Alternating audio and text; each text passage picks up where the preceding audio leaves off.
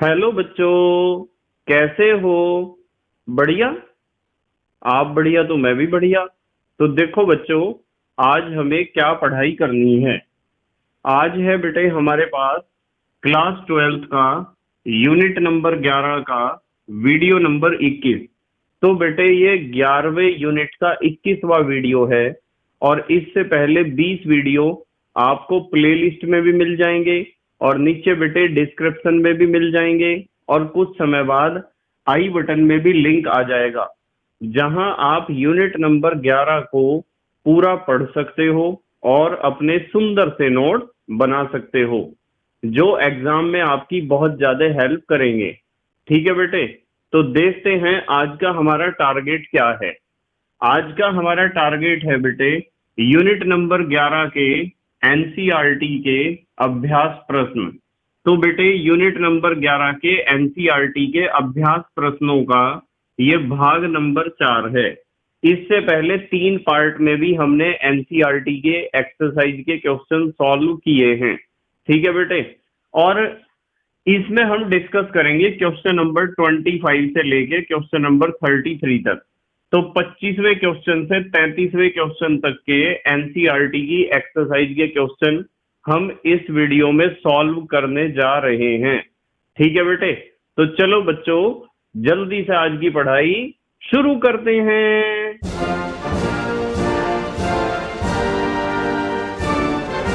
तो बेटे हमें आज स्टार्ट करना है एक्सरसाइज का क्वेश्चन नंबर 25। 25वें क्वेश्चन से आज हमें शुरू करना है। ठीक है बेटे, तो देखते हैं 25वां क्वेश्चन क्या है। क्वेश्चन नंबर 25, ध्यान से देखेंगे सब बच्चे। एक्सरसाइज का 25वां क्वेश्चन, कुछ विशेष प्रकार के ईथरों को विलियमसन संश्लेषण द्वारा बनाने की सीमाओं को उदाहरणों से समझाइए। कुछ विशेष प्रकार के ईथरों को, कुछ विशेष प्रकार के ईथरों को, ईथरों की जगह मैंने लिखा ईथर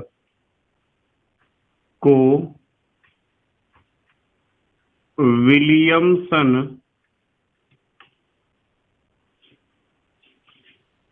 संश्लेषण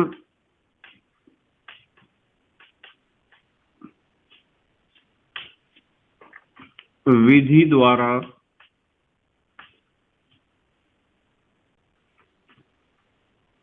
विलियमसन संश्लेषण विधि द्वारा बनाने की सीमाओं को उदाहरणों से समझाइए।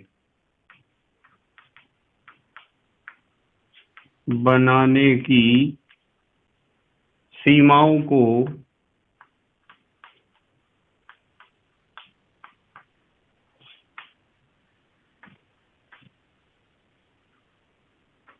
उदाहरणों से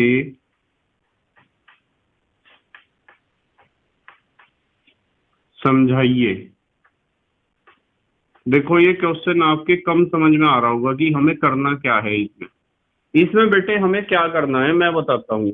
हमें बताना है कि प्राइमरी ईथर, यदि आपके पास कोई प्राइमरी एल्काइल हैलाइड है तो उससे ईथर हम कैसे बनाएंगे, सेकेंडरी से कैसे बनाएंगे और टर्सरी से कैसे बनाएंगे, कहाँ कहाँ प्रॉब्लम आ सकती है और उस प्रॉब्लम का सॉल्यूशन क्या है, इन सभी बातों के बारे में हमें डिस्कस करना है। ठीक है बेटे, देखो मैं सिखाता हूँ आपको। यहाँ लिखा हमने आंसर, देखियो जरा ध्यान से। सबसे पहली बात तो आपको ये समझनी कि जो प्राइमरी एल्काइल हैलाइड होते हैं ना, वे सोडियम एल्कोक्साइड से क्रिया करके, देखो प्राइमरी एल्काइल हैलाइड लिख दिया, primary alkyl halide comma sodium alkoxide, sodium alkoxide लिखूंगा मैं NaOR, है ना सोडियम एल्कोक्साइड। तो जो प्राइमरी एल्काइल हैलाइड है वे सोडियम एल्कोक्साइड से क्रिया करके, सोडियम एल्कोक्साइड से क्रिया करके ईथर बना लेते हैं। ध्यान से समझेंगे बेटे सब, बिल्कुल ध्यान से, बहुत इंपॉर्टेंट क्वेश्चन है। जो भी प्राइमरी एल्काइल हैलाइड होगा वो सोडियम एल्कोऑक्साइड से क्रिया करके क्या बना सकता है बेटे, ईथर बना सकता है। जैसे इसका एक एग्जांपल देता हूं मैं आपको, ध्यान से देखना एग्जांपल। मान लो आपके पास प्राइमरी एल्काइल हैलाइड में CH3Br है। क्या नाम है बताओ इसका? इसका नाम तो पता है आपको, मिथाइल ब्रोमाइड, या आप कह सकते हो ब्रोमोमीथेन।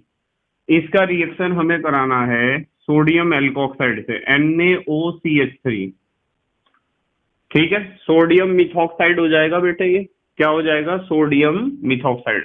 भाई CH3O का मतलब एक कार्बन वाला ऑक्साइड।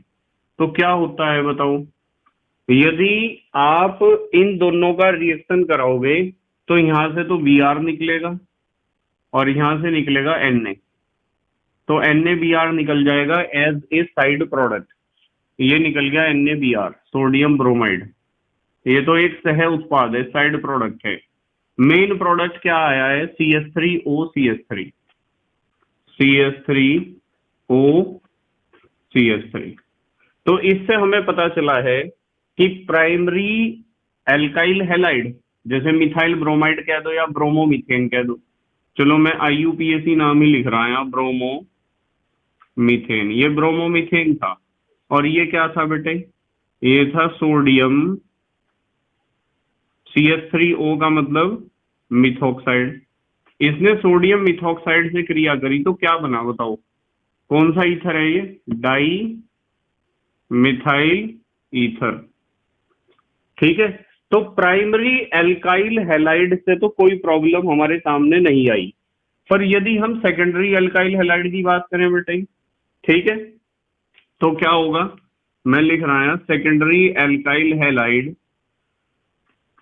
सोडियम एल्कोक्साइड से क्रिया करके, सोडियम एल्कोक्साइड से क्रिया करके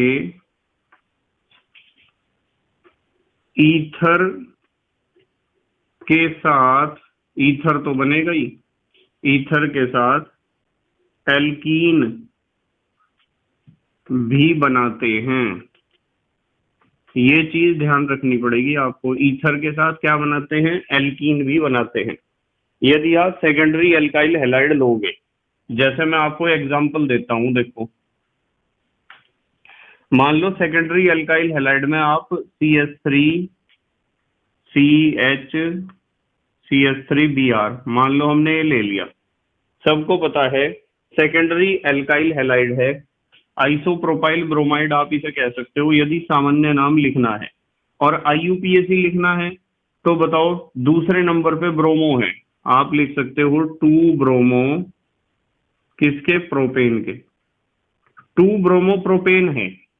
यदि इसका रिएक्शन मैं कर दूं, इसी के साथ कर रहे चलो, सोडियम मिथॉक्साइड के साथ रिएक्शन करते हैं। यदि आप सोडियम मिथॉक्साइड के साथ रिएक्शन करोगे तो पता क्या होगा बेटे, आप सोच रहे कि ये खाली ये निकल जाएगा, NaBr निकल जाएगा, और NaBr निकल के आपको आइसोप्रोपाइल और मिथाइल और क्या बनेगा, ईथर। तो बेटे NaBr निकलेगा, ठीक है NaBr निकलेगा, पर मैं आपको एक बात बताता हूं, पहले भी बताई थी और अब भी सुनो ध्यान से। क्या होता है कि इस कार्बन से Br उठता है और इस कार्बन से H भी उठ सकता है। यहां से H, यहां से तो Br, इस कार्बन से Br, इस कार्बन से H उठेगा। तो यदि यहां से H उठा तो CH3OH, एक चीज और निकलती है CH3OH। तो कुछ रिएक्शन तो होगी ऐसे और कुछ रिएक्शन ऐसे होगी कि यहां से भी उठेगा और यहां से भी उठेगा, H, यहां से H उठेगा, यहां से Br। यदि यहां से H और यहां से Br उठा तो हमारे पास दो तरह के प्रोडक्ट बनेंगे। यदि खाली इतनी दो चीज निकली हैं तो क्या बनेगा, तो ईथर तो ये बनेगा CH3 CH CH3O CH3, ये तो ईथर बन जाएगा। पर इसके साथ साथ एक डबल बॉन्डेड हाइड्रोकार्बन यानी एल्कीन भी बनेगा। किस तरह बनेगा एल्कीन, कि यहां से तो इस कार्बन से तो Br उठा, इस कार्बन से H उठा, क्योंकि CH3OH साइड प्रोडक्ट के फॉर्म में निकला है। तो यहाँ CH3 CH double bond CH2, एक CH3 CH double bond CH2, इस तरह का यौगिक भी बनेगा। आपको पता है ये क्या है, मिथाइल, और ये क्या है, आइसोप्रोपाइल। आप इसे कह सकते हो मिथाइल आइसोप्रोपाइल ईथर, यदि सामान्य नाम लिखें हम। इसका सामान्य नाम है मिथाइल आइसोप्रोपाइल ईथर। और इसका नाम क्या है, 3 कार्बन वाला डबल बॉन्डेड वाला कंपाउंड, 3 कार्बन है प्रोप और डबल बॉन्ड है इन, प्रोपीन। तो आपको मिथाइल आइसोप्रोपाइल ईथर तो मिलेगा ही, पर इसके साथ साथ आपको और क्या मिलेगा, double bonded hydrocarbon means alkene अर्थात प्रोपीन भी मिलेगा।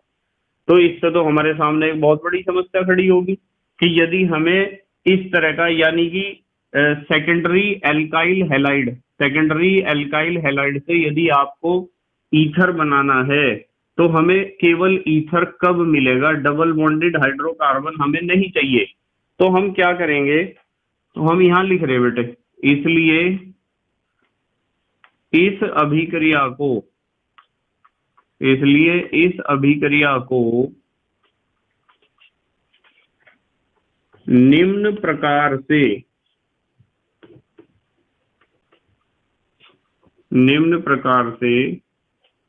कराते हैं। इस अभिक्रिया को कराने का तरीका क्या है, देखो, यदि आपको केवल ईथर चाहिए, आप यहाँ एल्काइल हैलाइड नहीं लोगे, आप क्या करोगे, CH3 CH आप यहाँ Br जो लिया था उसकी जगह क्या लोगे, यहाँ तो लिखोगे O और यहाँ लिखोगे Na, यानी कि टर्सरी जो आपका एल्काइल ग्रुप था उसका सोडियम का एल्कोक्साइड यौगिक लोगे। देखो सोडियम टर्सरी क्या है, सोडियम टर्सरी क्या, सेकेंडरी है, ये तो द्वितीयक है, तो इसे आइसोप्रोपाइल कह सकते हो। नहीं, सोडियम आइसोप्रोपाइल ऑक्साइड, क्या लिया, सोडियम आइसोप्रोपाइल ऑक्साइड। और ये जो Br यहाँ था इसे इधर ले लो आप, इसे आप ले सकते हो BrCH3 यानी CH3Br। अब इससे पता क्या फायदा हुआ, इससे फायदा ये हुआ कि आपके पास जो RH है वो प्राइमरी आया, जिस तरह यहाँ प्राइमरी एल्काइल हैलाइड था तो यहाँ भी हमने प्राइमरी एल्काइल हैलाइड ही लिया, जिसका हमें सेकेंडरी का बनाना था ईथर, उस सेकेंडरी का एल्काइल हैलाइड हमने नहीं लिया है। तो यहाँ बिल्कुल सिंपल रिएक्शन हो जाएगा, देखो ये हो गया रिएक्शन, और किसी चीज के निकलने के तो चांस है ही नहीं अब। तो ये आपका NaBr निकल जाएगा एज ए साइड प्रोडक्ट, ये निकल गया NaBr। और मेन प्रोडक्ट आपको ईथर के अलावा और कुछ मिल ही नहीं सकता है, CH3CH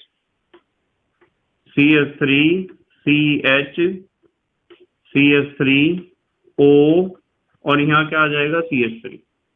तो केवल और केवल ईथर ही आपको मिलेगा। तो इस चीज का ध्यान रखना है आपको कि यदि आपको सेकेंडरी एल्काइल हैलाइड से आपको ईथर बनाना है तो सेकेंडरी एल्काइल हैलाइड नहीं लेना है, आप क्या करोगे, सेकेंडरी एल्काइल का सोडियम का ऑक्साइड साल्ट लोगे, और दूसरी तरफ जो आप ले रहे थे सोडियम का एल्कोक्साइड, उस सोडियम के एल्कोक्साइड की जगह आप क्या करोगे, उस एल्काइल ग्रुप का हेलोजन लोगे। फिर आपको ये प्रॉब्लम नहीं आने की, आपको सिर्फ ईथर ही मिलेगा, डबल बॉन्डेड हाइड्रोकार्बन नहीं मिलेगा। इस चीज का आपको ध्यान रखना है विशेष रूप से। अब आ जाओ आप टर्सरी में, देखो प्राइमरी की बात कर ली, सेकेंडरी की बात कर ली, और टर्सरी की बात करते हैं।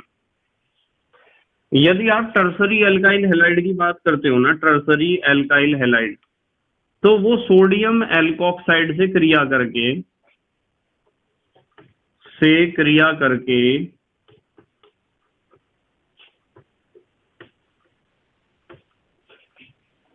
केवल एल्कीन ही बनाते हैं। यहाँ सिर्फ एल्कीन ही मिलेगा आपको, तो यहाँ भी आपको सिस्टम पलटना पड़ेगा, एल्कीन ही बनाते हैं तो यहाँ सिस्टम पलटना पड़ेगा। देखो जैसे मैं आपको बताता हूँ, टर्सरी एल्काइल हैलाइड ले लो, एक CH3 CH3 मान लो ये ले लिया आपने, टर्सरी एल्काइल हैलाइड सबको पता है। इसका रिएक्शन आपने सोडियम, चलो मिथॉक्साइड से ही कर रहे, जब आप रिएक्शन करोगे तो आपको पता चलेगा कि यहां से तो इस कार्बन से तो उठेगा Br और इस कार्बन से उठेगा H, यहाँ से H और यहाँ से ये CH3O। तो इसका मतलब ये है कि यहाँ एक तो निकलेगा आपका NaBr as a side product और एक निकलेगा माइनस करके लिख दूं CH3OH as a side product. दोनों चीज निकलनी ही निकलनी है। मेन प्रोडक्ट आएगा यहाँ डबल बॉन्ड। भाई इस कार्बन से Br उठ गया, इस कार्बन से H उठ गया, तो यहाँ डबल बॉन्ड आ जाएगा। तो एक तो CH3 ये है, C ऊपर भी CH3 है, यहाँ डबल बॉन्ड करके आ जाएगा CH2। तो इसका नाम क्या है? नंबरिंग करोगे 1 2 3, 2 मिथाइल प्रोपीन, इसका नाम है 2 मिथाइल प्रोपीन। अब समस्या ये आ गई जी, हम क्या करें बताओ? हमें तो डबल बॉन्डेड हाइड्रोकार्बन चाहिए ही नहीं था। बस करना क्या है, वही करो जैसा ऊपर करा था। इस NaO को तो रखो इधर और Br को रखो इधर, और फिर देखो रिएक्शन कैसे होगी। तो इसलिए हमें रिएक्शन ऐसे करनी चाहिए, CH3C CH3, यहाँ भी CH3 है, यहाँ आप ONa ले लो, यानी सोडियम का एल्कोक्साइड ले लो, उसी का ही टर्सरी वाले एल्काइल ग्रुप का, और यहाँ ले लो आप CH3Br। जब आप इस रिएक्शन को कराओगे तो सिर्फ NaBr के अलावा कुछ और साइड प्रोडक्ट नहीं निकलेगा। ये निकल गया आपका NaBr सोडियम ब्रोमाइड, और मेन प्रोडक्ट देखो ईथर मिलेगा या नहीं मिलेगा? CH3C CH3 और यहाँ भी CH3 और ये O और ये CH3, देखो मिथाइल और आइसोब्यूटाइल। तो पहले तो आइसोब्यूटाइल क्या है? ये तो 1 2 3 4 टर्सरी ब्यूटाइल कहेंगे इसे, ठीक है? टर्सरी ब्यूटाइल मिथाइल ईथर, तो इसका नाम हो जाएगा टर्सरी ब्यूटाइल, और उधर क्या है? मिथाइल और ईथर। तो इस तरीके से हमें ईथर मिलेगा। तो हमें ये बात बिल्कुल पक्का करके समझनी है। क्या समझनी है? देखो दोबारा एक्सप्लेन कर रहा, क्योंकि क्वेश्चन आता है पेपर में। इन्होंने कहा था कुछ विशेष प्रकार के ईथर्स को विलियमसन संश्लेषण विधि द्वारा बनाने की सीमाओं को उदाहरणों से समझाइए। तो हमने क्या करा कि जो प्राइमरी एल्काइल हैलाइड हैं उनके ऊपर आप सोडियम एल्कोक्साइड का जब रिएक्शन करते हो तो आपको ईथर मिल जाएगा, कोई दिक्कत नहीं है। पर जब सेकेंडरी एल्काइल हैलाइड पर आप सोडियम एल्कोक्साइड का रिएक्शन करोगे ना, देखो सेकेंडरी एल्काइल हैलाइड है, हेलोजन एटम जिस कार्बन से जुड़ा है वो कार्बन कैसा है? सेकेंडरी है। तो इसका जब आप सोडियम एल्कोक्साइड से रिएक्शन करोगे तो ईथर तो मिलेगा ही, पर साथ में डबल बॉन्डेड हाइड्रोकार्बन भी आपको मिलेगा, जिसकी हमें जरूरत नहीं है। इसलिए हम क्या करेंगे, हम सेकेंडरी एल्काइल हैलाइड के जगह सेकेंडरी एल्काइल ग्रुप का क्या ले लेंगे? सोडियम का एल्कोक्साइड साल्ट ले लेंगे। ठीक है, देखो ये लिया हमने, यहाँ Br की जगह क्या लिख दिया? ONa, और ONa की जगह क्या लिख दिया? Br। तो अब रिएक्शन जब होगी तो आपको सिर्फ ईथर ही मिलेगा। तो सेकेंडरी में रिएक्शन ऐसे करनी है। और यदि आपको रिएक्शन करनी है टर्सरी एल्काइल हैलाइड वाली, तो टर्सरी एल्काइल हैलाइड से तो आपको डबल बॉन्ड ही मिलेगा, ईथर बिल्कुल भी नहीं मिलने का आपको। यहाँ भी डबल बॉन्ड ही ज्यादा मात्रा में मिलेगा आपको सेकेंडरी एल्काइल हैलाइड में। पर यदि टर्सरी एल्काइल हैलाइड की बात करो तो डबल बॉन्ड वाला ही प्रोडक्ट मिलेगा, माने एल्कीन ही मिलेगा, और कुछ नहीं मिलने का। लिखा हुआ एल्कीन ही बनते हैं, ठीक है? तो क्या होगा इस स्थिति में भी? आप क्या करोगे, यहाँ Br था वहां तो ONa लिख दिया हमने, और जहां ONa था वहां Br, यानी इस तरह के दो अभिकारक लोगे और रिएक्शन करके फिर प्रोडक्ट आपका बन जाएगा ईथर वाला। तो ये चीजें आपको ध्यान रखनी है, ठीक है बेटे? जल्दी से स्क्रीनशॉट लो, अगला क्वेश्चन देख रहे हैं हम। ले लिया बेटे स्क्रीनशॉट? ठीक है। अच्छा, एक बात और ध्यान रखनी है आपको, एक बात ये ध्यान रखनी है, नोट में लिख लेंगे हम, कि यदि आपके पास कोई एराइल हैलाइड है, एराइल हैलाइड या फिर कोई विनाइल हैलाइड है, मान लो कोई एराइल हैलाइड है या विनाइल हैलाइड है, तो इनको दोनों को ही आप आधार के रूप में प्रयोग बिल्कुल नहीं करोगे। आधार के रूप में जैसे हमने अभी प्रयोग करके देखा था ना भाई, प्राइमरी एल्काइल हैलाइड को यूज करा तो रिएक्शन होगी, सेकेंडरी एल्काइल हैलाइड को यूज करा तो डबल बॉन्ड भी मिला आपको और ईथर भी मिला, टर्सरी एल्काइल हैलाइड को यूज करा तो ईथर तो मिला ही नहीं, डबल बॉन्ड ही मिला सिर्फ हमें। तो इस तरीके से आपको ध्यान रखना है कि यदि आपके पास एराइल हैलाइड है यानी बेंजीन रिंग के ऊपर कोई सा हेलोजन एटम है, या विनाइल हैलाइड है, विनाइल ग्रुप के ऊपर हेलोजन एटम अटैच है, तो आधार के रूप में नहीं लेते हैं, इन्हें आप आधार के रूप में कभी नहीं लोगे। इस रिएक्शन की बात कर रहे हैं हम, इस पर्टिकुलर रिएक्शन की, विलियमसन संश्लेषण की। क्योंकि क्यों नहीं लेते हैं? क्योंकि ये एसएन रिएक्शन तो समझते हो आप, न्यूक्लियोफिलिक सब्स्टिट्यूशन रिएक्शन, नाभिक स्नेही प्रतिस्थापन अभिक्रिया। एसएन रिएक्शन के लिए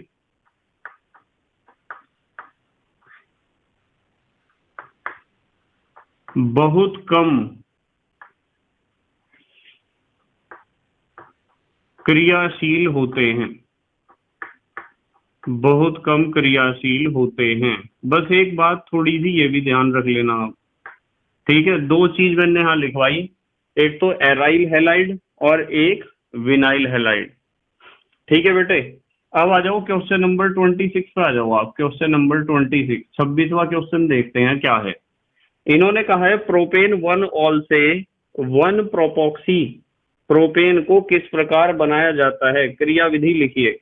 प्रोपेन 1 ऑल, प्रोपेन 1 ऑल से क्या बनाना है?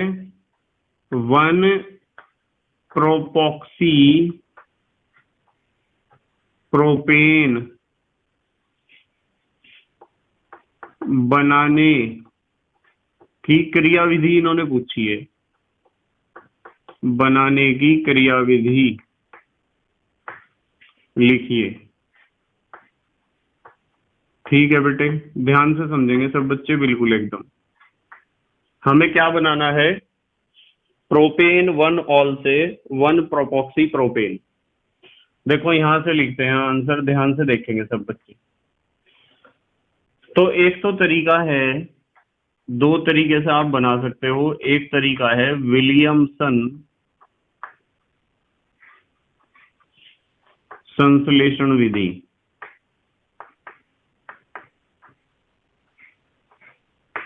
आप विलियमसन संश्लेषण द्वारा बना सकते हो प्रोपेन 1 ऑल से 1 प्रोपॉक्सी प्रोपेन। कैसे बना सकते हो देखो ध्यान से। सबसे पहले क्या करेंगे, स्टेप नंबर ए लिखा है मैंने, आप सबसे पहले प्रोपेन 1 ऑल है ना, देखो CH3 CH2 CH2OH। देखो प्रोपेन 1 ऑल लिया ना हमने, क्या है? प्रोपेन 1 ऑल या प्रोपेनॉल कह सकते हो। इसके ऊपर आप PCl5 का रिएक्शन करा दो, फास्फोरस पेंटाक्लोराइड का। जब रिएक्शन कराओगे तो आपको पता है ऑक्सीजन के दोनों तरफ के बॉन्ड टूट जाते हैं। कितने Cl हैं? 5। एक Cl इधर जुड़ेगा, एक Cl इधर जुड़ेगा, बीच में जुड़ेगा PCl3। तो आपको पता है मेन प्रोडक्ट क्या बनेगा यहाँ? मेन प्रोडक्ट बनेगा CH3 CH2 CH2 Cl, CH3 CH2 CH2 Cl, 1 chloropropane बनेगा। साथ में हमें पता है कि POCl3 भी बनेगा, जिससे हमें कोई मतलब नहीं है, POCl3। और इसके साथ HCl भी बनेगा, उससे भी हमें कोई मतलब नहीं है। हमने तो सिर्फ क्या किया है कि जो हमारा नॉर्मल प्रोपाइल अल्कोहल था या प्रोपेन 1 ऑल था, उसे हमने 1 क्लोरोप्रोपेन में कन्वर्ट कर लिया। अब हम क्या करेंगे, एक दूसरा अणु लेंगे, देखते रहिए, CH3 CH2 CH2OH। देखो उसी अल्कोहल का दूसरा अणु लिया और उसका रिएक्शन आप सोडियम के साथ कराओगे तो यहाँ H की जगह क्या आ जाएगा? Na। CH3 CH2 CH2ONA आ गया। और यहाँ लिख दिया हाफ H2 निकला है एज ए साइड प्रोडक्ट। वैसे तो साइड प्रोडक्ट को लिखने की कोई आवश्यकता होती ही नहीं है, आपकी मर्जी है, लिखना चाहो तो लिख दो, नहीं तो रहने दो। अब हम क्या करेंगे बेटे, अब हम भाई एक तो हमने बनाया है सोडियम प्रोपोक्साइड और एक बनाया है 1 क्लोरोप्रोपेन, दोनों का रिएक्शन हो जाएगा आपस में। देखो कैसे, CH3 CH2 CH2 ONA, sodium प्रोपोक्साइड तो ये हो गया। आपको पता है कि ये थोड़ा सा प्लस और ये थोड़ा सा माइनस होगा, इसका रिएक्शन हम कर रहे हैं CH3 CH2 CH2 Cl के साथ। जब हम रिएक्शन करते हैं तो क्या होता है, ध्यान से देखियो, बिल्कुल एकदम होता ये है कि रिएक्शन, चलो लिख दूं मैं यहाँ, ईथर की उपस्थिति में रिएक्शन होती है, लिख दिया ईथर, ड्राई ईथर लिख सकते हो तो ज्यादा अच्छा है। क्या होता है कि इसका अटैक होता है यहाँ, ये क्या है, न्यूक्लियोफाइल है, O से O तक देखो, CH3 CH2 CH2 O negative, ये न्यूक्लियोफाइल अटैक करता है यहाँ Cl के ऊपर और Cl को यहाँ से हटा देगा। ये भी तो नेगेटिव है, आपको पता है, इलेक्ट्रॉन का जोड़ा तो इसकी तरफ कोई सरका होगा। तो ये न्यूक्लियोफिलिक अटैक होता है, यानी कि नाभिक स्नेही प्रतिस्थापन अभिक्रिया यहाँ हमें देखने को मिलती है। और नाभिक स्नेही प्रतिस्थापन अभिक्रिया के कारण क्या होता है कि यहाँ से Na और यहाँ से Cl, ये निकल जाएगा NaCl as a side product. Main product हमारे पास आ जाएगा 3 कार्बन, बीच में O और फिर 3 carbon, 3 carbon CH3 CH2 CH2, 3 carbon, बीच में O और फिर 3 कार्बन CH2 CH2 CH3, यही तो बनेगा प्रोडक्ट। बताओ इसका नाम क्या है। आप नंबरिंग करोगे 1 2 3 ऐसे कर लो नंबरिंग। 1 पे प्रोपॉक्सी है, किसके 1 पे है, प्रोपेन के। नाम लिखना चाहो तो आप लिख सकते हो 1 प्रोपॉक्सी प्रोपेन। तो एक तरीका तो आप ये वाला दे सकते हो एग्जाम में, यदि वे कह रहे कि आपके पास कितना है, प्रोपेन 1 ऑल है और प्रोपेन 1 ऑल से आपको बनाना है 1 प्रोपॉक्सी प्रोपेन। ये पहला तरीका है विलियमसन संश्लेषण। दूसरा तरीका देखो नंबर 2, एक तरीके से आप और बना सकते हो, इसे हम लिखेंगे निर्जलीकरण द्वारा, निर्जलीकरण, डिहाइड्रेशन। आप बेटे निर्जलीकरण द्वारा भी बना सकते हो। कैसे बना सकते हो, देखो ध्यान से। सबसे पहले हम क्या करेंगे, हमारे पास था CH3 CH2 CH2 OH, ये था हमारे पास प्रोपेनॉल। इसमें प्रोटॉन जुड़ेगा आके, देखते रहियो, प्रोटॉन को हम जोड़ रहे कंसंट्रेट H2SO4 की उपस्थिति में, रिएक्शन हो रहा। निर्जलीकरण करने के लिए, पानी निकालने के लिए हमने कंसंट्रेट H2SO4 लिया है। तो जब इसमें प्रोटॉन जुड़ेगा आके, हाँ इसके पास आपको पता है 2 लोन पेयर हैं, 2 लोन पेयर में से यदि एक लोन पेयर इसे मिल गया तो ये तो यहाँ आएगा, जुड़ेगा इसके साथ, क्या बनेगा, CH3 CH2 CH2, देखो यहाँ तक पहुंच गई। और यहाँ मैं लिखूंगा O, एक H नया है, एक H पुराना है, पॉजिटिव चार्ज लाया है जो नया आया है, और एक लोन पेयर यहाँ बचा है। तो प्रोटॉन जुड़ने के बाद ऐसा आपको स्पीशीज प्राप्त होगा। नंबर बी, ध्यान से देखते रहियो। नंबर बी पे क्या होगा बेटे कि जो आपका सामान्य अल्कोहल है CH3 CH2 CH2OH, ये सामान्य अल्कोहल है। इस सामान्य अल्कोहल में ऑक्सीजन एटम के पास 2 लोन पेयर हैं, जैसे मैंने यहाँ बनाए हैं 2 लोन पेयर बनाए हैं ना। इसके साथ वो जो प्रोटोनेटेड अल्कोहल है जिसे प्रोटॉन मिला हुआ है, उसका रिएक्शन होगा। कैसे होगा देखो, CH3 CH2 CH2O, एक H दूसरा H, पॉजिटिव चार्ज और एक लोन पेयर। जब रिएक्शन होगा ना बेटे, तो रिएक्शन होने से ऐसा होता है कि एक तो H निकलता है, एक OH निकलता है, ठीक है, एक तो H निकलेगा और एक OH निकलेगा। आप इसे इस तरह भी मान सकते हो कि इसमें से जो इतना हिस्सा है, इतना हिस्सा ये वाला, यदि मैं इसे कहूं कि ये नेगेटिव है तो ये अटैक करेगा उसके ऊपर, और एक H निकलेगा, एक OH निकलेगा, तो तीर के नीचे मैं लिख दूं, यहाँ निकलेगा -H2O। ठीक है, यदि H2O यहाँ से निकलेगा तो क्या बनेगा हमारे पास?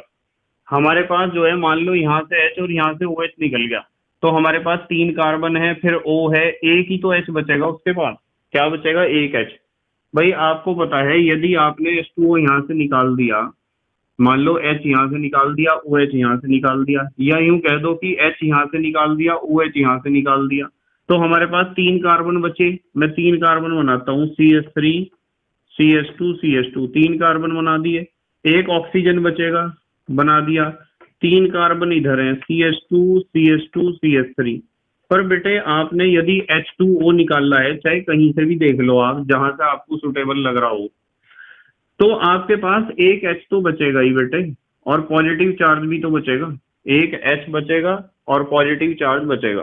तो इस तरह की स्पीसीज हमें मिलेगी। और ये जो स्पीसीज हमें मिलेगी, पर इस स्पीसीज के अंदर से फिर क्या निकलेगा? यहाँ तीर का निशान यही लगा दूं मैं। इस स्पीसीज के अंदर से ये निकल जाएगा आपका H पॉजिटिव, यहाँ से ऐसे। जब H पॉजिटिव निकलेगा, लिख दिया मैंने -H पॉजिटिव। जब इसमें से H पॉजिटिव निकलेगा, जो प्रोटॉन हमने यूज किया था, देखो पहले जुड़ा था, वही जो का त्यों निकल के जाने लग रहा है। कहाँ से आया था? एसिड से। माध्यम कैसा ले रखा था हमने? अम्लीय। जिस प्रोटॉन को हमने शुरू में जोड़ा था, उसी प्रोटॉन को हमने निकाल दिया, तो हमारे पास प्रोडक्ट आएगा CH3 CH2 CH2 O CH2 CH2 CH3। देखो नंबरिंग करोगे 1 2 3, IUPAC नाम लिखोगे, पहले नंबर पे प्रोपॉक्सी है, 1 प्रोपॉक्सी प्रोपेन। क्या बनेगा? 1 प्रोपॉक्सी प्रोपेन। तो आपकी मर्जी है, आप चाहे एग्जाम में विलियमसन संश्लेषण विधि से लिखा हो या निर्जलीकरण द्वारा लिखा हो, आपको जो अच्छा लगेगा उस क्रिया विधि को आप दे सकते हो। ठीक है, अच्छा जल्दी से स्क्रीनशॉट लो, अगला क्वेश्चन देखेंगे फिर। ले लिया बेटा स्क्रीनशॉट? ठीक है, अब आ जाओ आप क्वेश्चन नंबर 27 पे। क्वेश्चन नंबर 27 ध्यान से समझेंगे बिल्कुल। 27वें क्वेश्चन में कहा है, द्वितीयक व तृतीयक एल्कोहल के अम्लीय निर्जलीकरण द्वारा, द्वितीयक व तृतीयक एल्कोहल, ऐसे लिख दूं बेटे, के अम्लीय निर्जलीकरण, डिहाइड्रेशन, निर्जलीकरण द्वारा। भाई कंसंट्रेट H2SO4 के द्वारा हम निर्जलीकरण करते हैं ना, इसलिए कहा अम्लीय निर्जलीकरण। ईथर को बनाने की विधि उपयुक्त नहीं है। ईथर बनाने की विधि, ईथर बनाने की विधि उपयुक्त नहीं है। उपयुक्त माने ठीक, उचित, उपयुक्त नहीं है। ठीक है, अब क्या कह रहे हैं फिर? कारण बताइए, कारण बताइए। बता देंगे कारण तो आपको समझ में ही आ रहा होगा। देखो मैं बताता हूँ क्या कारण है। वैसे तो ज्यादातर बच्चों को ये बात समझ में आ ही गई होगी यहाँ तक पहुंचते पहुंचते। देखो बेटे, यदि आप लेते हो प्राइमरी अल्कोहल, मान लो प्राथमिक अल्कोहल आप लोगे, तो प्राथमिक अल्कोहल SN2 रिएक्शन देगा, SN2 अभिक्रिया के कारण, SN2 रिएक्शन के कारण ईथर बनाता है या ईथर में बदल जाता है। तो यदि आपके पास प्राइमरी अल्कोहल है, तो प्राइमरी अल्कोहल तो SN2 रिएक्शन देता है। आपको पता है जितने भी प्राइमरी प्रोडक्ट हैं वे सब SN2 रिएक्शन दे सकते हैं, क्योंकि SN2 रिएक्शन में अटैक जो होता है वो बैक साइड से होता है न्यूक्लियोफाइल का, और यदि आप बात करो सेकेंडरी अल्कोहल की, यहाँ देखो एक चीज ध्यान रखनी है आपको कि एसिड अल्कोहल का यदि SN2 मैकेनिज्म से रिएक्शन होगा तो ईथर बनेगा, और यदि SN1 से होगा तो डबल बॉन्डेड हाइड्रोकार्बन बनेगा। ये बात ध्यान रखनी है आपको, ठीक है बेटे। तो यहाँ यदि आप सेकेंडरी अल्कोहल की बात करो, सेकेंडरी अल्कोहल क्या करता है? सेकेंडरी अल्कोहल SN1 व SN2 दोनों प्रकार की क्रियाविधि दिखाता है। मतलब यदि सेकेंडरी अल्कोहल का आप कंसंट्रेट H2SO4 से रिएक्शन करोगे तो उसमें कुछ रिएक्शन तो होगा SN1 मैकेनिज्म से और कुछ होगा SN2 से, ठीक है बेटे। तो सेकेंडरी अल्कोहल SN व SN2 रिएक्शन के कारण एल्कीन भी देगा आपको, एल्कीन व ईथर का मिश्रण मिलेगा। बताओ समझ में आ रही क्या बात? यदि वो SN2 मैकेनिज्म से रिएक्शन करता तो आपको ईथर ही मिलता, पर सेकेंडरी अल्कोहल SN1 रिएक्शन की तरफ ज्यादा प्रेफरेंस दिखाता है, ज्यादा प्रीफर करता है। और यदि मैं टर्सरी की बात करूं, यहां लिख रहे हम, जो टर्सरी अल्कोहल होगा ना बेटे, टर्सरी अल्कोहल SN1 रिएक्शन दिखाएगा,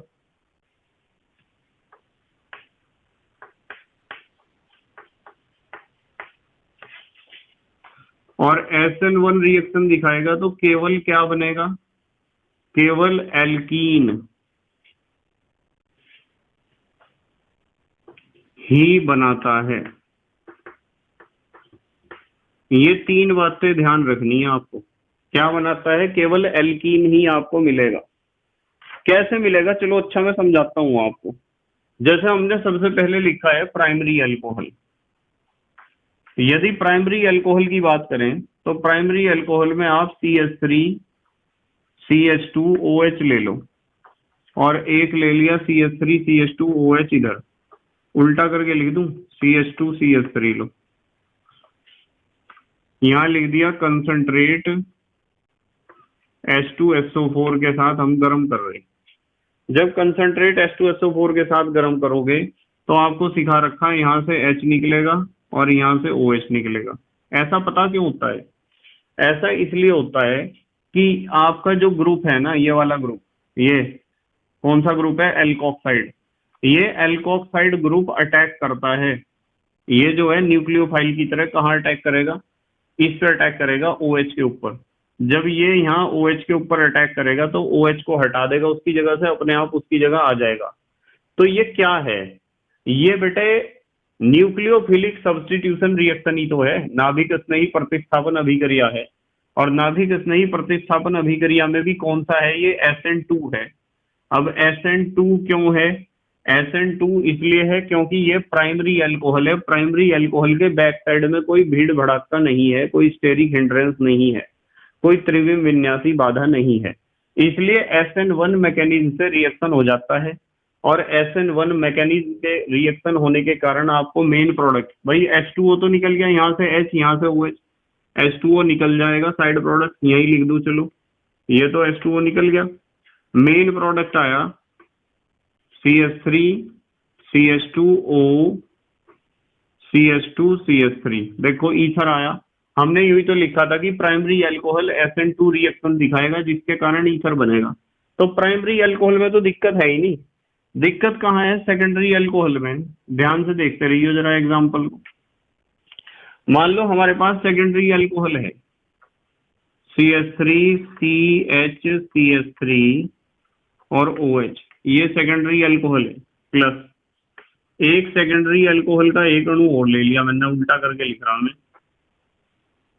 CH3 तो लिखा जाएगा CH3 और यहाँ लिखा जाएगा CH3। ये दो सेकेंडरी अल्कोहल हैं। यदि आप इन्हें कंसंट्रेट H2SO4 के साथ गर्म करोगे, कंसंट्रेट H2SO4 के साथ गर्म करोगे, और बेटे टेम्परेचर उतना ही लोगे कहाँ लिखूं, यहाँ लिख दूं 413 केल्विन लोगे। तो ज्यादातर बच्चे ऐसा सोचते हैं कि क्या होगा कि यहाँ से H निकलेगा और यहाँ से OH निकलेगा। मतलब ज्यादातर बच्चे यूं सोच रहे हैं कि ये जो आपका एल्कोक्सी ग्रुप है वो अटैक करेगा यहाँ और इसे हटा देगा। पर एल्कोक्सी ग्रुप का वहां अटैक करना बहुत मुश्किल है। मतलब होगा, रिएक्शन बनेगा ये भी प्रोडक्ट, पर हर बार यही रिएक्शन नहीं होगा, हर बार SN2 मैकेनिज्म नहीं होगा। सुन रहे आप? हर बार कौन सा मैकेनिज्म नहीं होगा? SN2 मैकेनिज्म नहीं होगा। तो ये प्रोडक्ट बनेगा, ठीक है, मैं लिख दूंगा कि हाँ H2O निकला है और आपका जो है क्या बनेगा, ईथर बनेगा। ईथर में बना रहा, चलो यहाँ देखो, CH3 CH O CH CH3 ether बन गया। पर ईथर बहुत कम मात्रा में हमें प्राप्त होगा बेटे। ईथर क्या होगा? बहुत कम मात्रा में प्राप्त होगा। यह डाई आइसोप्रोपाइल ईथर है ना, डाई आइसोप्रोपाइल ईथर, ये कम बनेगा क्योंकि स्टेरिक हिंड्रेंस बहुत ज्यादा है, त्रिविम विन्यासी बाधा बहुत ज्यादा है। इसके साथ साथ क्या होगा बेटे? इसके साथ साथ ये होगा कि यहाँ से जो है ना, जैसे आपने देखा कि यहाँ से हमारे पास क्या निकल गया, OH। जैसे मैं कह दूं कि मान लो यहाँ से OH निकल गया और यहाँ से OH निकलने के साथ साथ यहाँ से H भी निकलेगा, यहाँ से H भी निकलेगा, यानी कि एक तरफ से OH और एक तरफ से H, जिसे आप एक सिंगल अणु के साथ ज्यादा आसानी से समझ सकते हो। मान लो मैंने दो अणु यहाँ नहीं लिखे हैं, एक ही अणु लिखा है। यदि एक अणु लिखा है तो सिर्फ इस पे फोकस करो। यदि इस पे फोकस आप करोगे और इसे गर्म करोगे कंसंट्रेट H2SO4 के साथ, तो होगा क्या कि एक कार्बन पे से तो OH उठेगा और दूसरे कार्बन से H उठेगा, तब भी क्या निकलेगा, H2O निकलेगा। और H2O निकलने के साथ साथ जब इस कार्बन पे से OH उठ गया, इस कार्बन पे से H उठ गया, तो यहाँ तो डबल बॉन्ड आ जाएगा। तो साथ में एक प्रोडक्ट बनेगा CH3 CH double bond CH2। ये क्या है? ये है प्रोपीन। और मैं आपको बता दूं कि ये बनेगा अधिक मात्रा में। क्या बनेगा? अधिक मात्रा में प्रोटीन बनेगा। ठीक है, ध्यान रखोगे इस चीज को, यहाँ प्रोटीन अधिक मात्रा में बनेगा। और यदि आप टर्सरी की बात करो, चलो टर्सरी की बात करते हैं, तृतीयक की। तृतीयक CH3 C CH3 CH3 OH। बताओ, टर्सरी ब्यूटाइल अल्कोहल है, सबको पता है इसका नाम है टर्सरी ब्यूटाइल अल्कोहल। यदि टर्सरी ब्यूटाइल अल्कोहल को आप गर्म करोगे कंसंट्रेट H2SO4 के साथ और वही 413 केल्विन पर, तो सीधी बात है कि एक कार्बन से OH और एक कार्बन से H उठेगा, H2O निकल जाएगा और यहाँ तो केवल और केवल डबल बॉन्डेड हाइड्रोकार्बन ही आपको मिलेगा, इसके अलावा कोई और ऑप्शन नहीं है। डबल बॉन्डेड हाइड्रोकार्बन मिलेगा क्योंकि स्टेरिक हिंड्रेंस बहुत ज्यादा हो गया है। यदि मैं यहाँ दो अणु भी बना देता तो इसका एक जो न्यूक्लियोफाइल बनता है एल्कोक्साइड आयन, वो दूसरे पे अटैक करता, बहुत मुश्किल था अटैक करना। ठीक है, बहुत मुश्किल था अटैक करना क्योंकि स्टेरिक हिंड्रेंस बहुत ज्यादा बढ़ गया है, त्रिविम विन्यासी बाधा बहुत ज्यादा बढ़ गई है। इसलिए रिएक्शन का SN2 मैकेनिज्म से होना बहुत ज्यादा मुश्किल हो जाता है। ठीक है बेटे, इसलिए रिएक्शन कौन से मैकेनिज्म से होती है? SN1 से होती है। और डबल बॉन्डेड हाइड्रोकार्बन हमें मिलता है, नाम तो इसका बता दोगे 1 2 3 करके, 2 मिथाइल प्रोपीन, 2 मिथाइल प्रोपीन।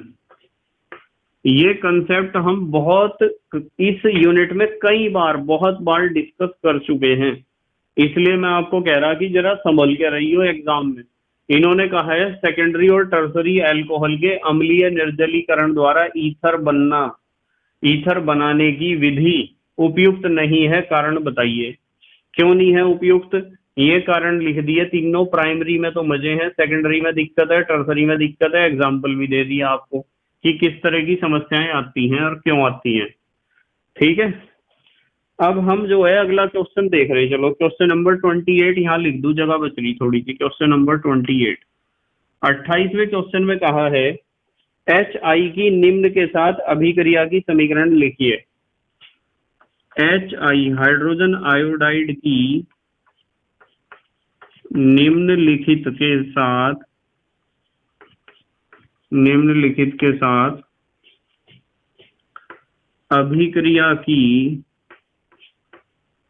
अभिक्रियाओं की समीकरण,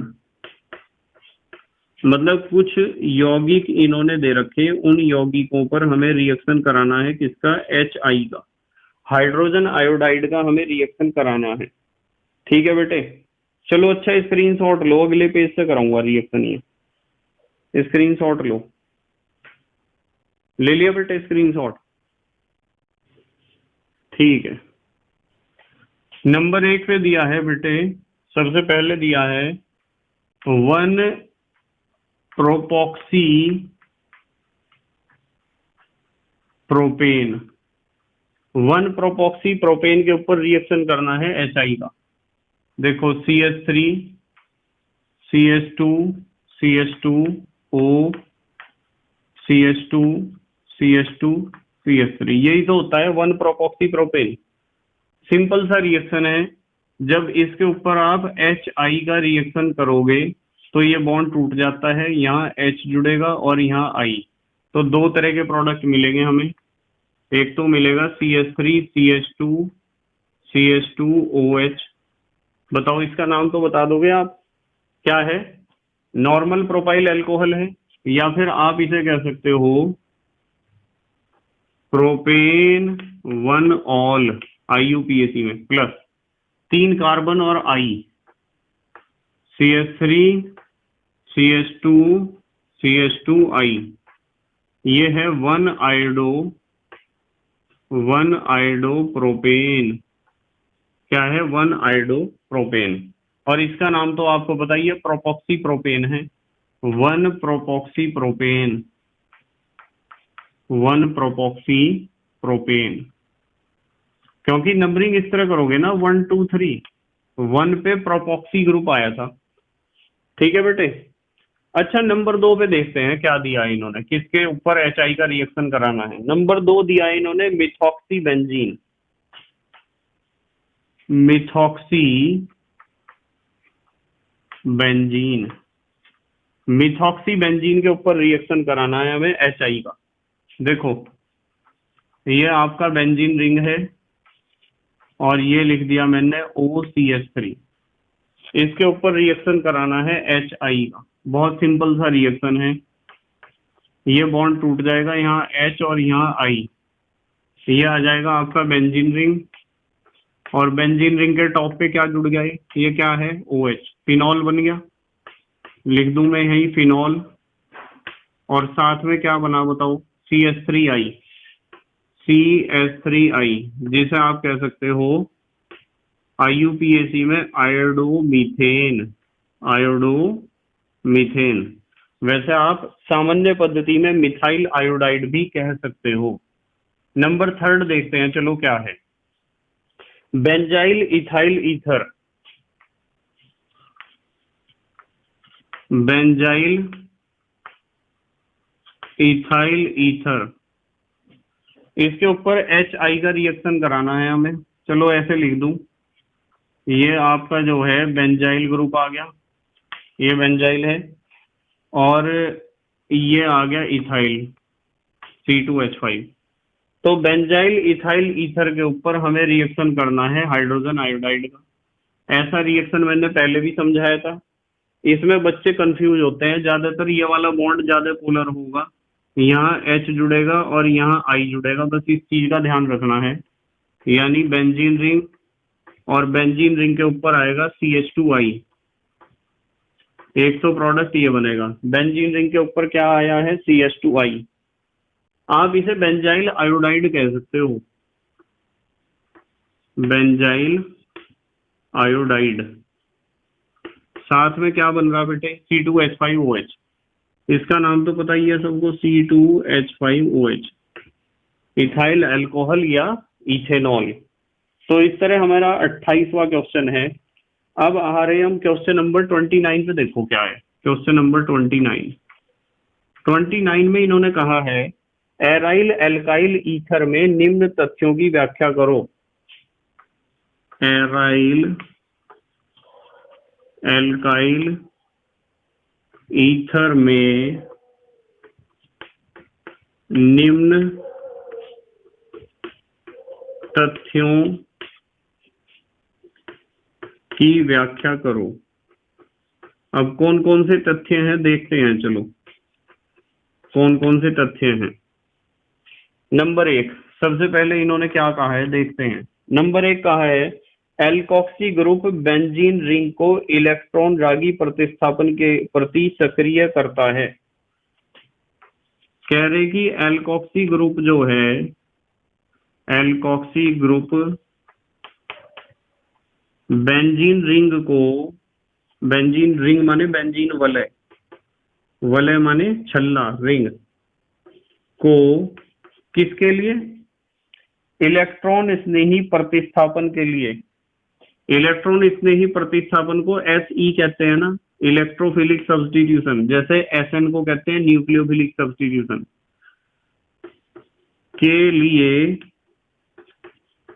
भाई इलेक्ट्रॉन स्नेही प्रतिस्थापन के लिए क्या करता है, सक्रिय, बिल्कुल करता है। अभी स्पष्ट कर देंगे हम, सक्रिय करता है। एक तो इसका रीजन बताना आप, मतलब इसे आपको क्या करनी, व्याख्या करनी है। नंबर 2, यह प्रवेश करने वाले प्रतिस्थापियों को बेंजीन रिंग की ऑर्थो व पैरा स्थितियों की ओर निर्दिष्ट करता है। प्रवेश करने वाले प्रतिस्थापियों को, प्रवेश करने वाले प्रतिस्थापी सब्स्टिट्यूएंट्स जो अटैक करेंगे,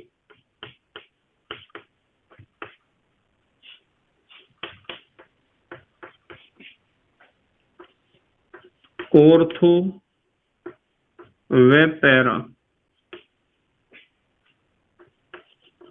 स्थितियों पर,